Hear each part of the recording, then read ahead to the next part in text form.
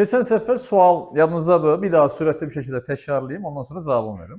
3 nəfər getmisiniz, oturmusunuz bir yerdə, yemək yemisiniz.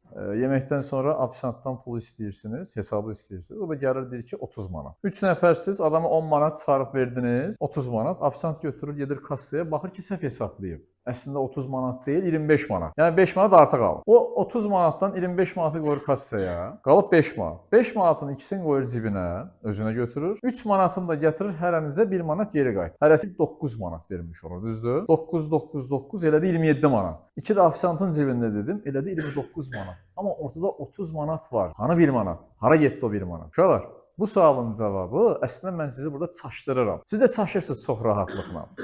Çünki başda doğrudur. 10 manatdan 30 manat eləyir, düzdür. Amma sonra 3 manat geri qaytarır axı. Bu səfər ortada neçə manat var? 27 manat. Bu 27 manat hanı? 25-i kassadadır. İkisi də ofisantın cibindədir. Mən o 2 manatı təzədən bir daha gəlirəm 27 manatın üstünə, çaşdırıram sizi. Ona görə eləyir 29 manat.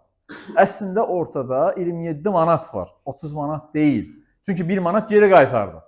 O 2 manat onsuz da sizdən aldığımız pulun içərisində. Yəni ofisantın sizdən aldığı pulun içindədir o. 27 manatın içindədir. 25 kassada, ikisi də bunun cibində. 2 manat təzədən bir daha üstünə gəlirəm çaşdırmaqdan ötürü.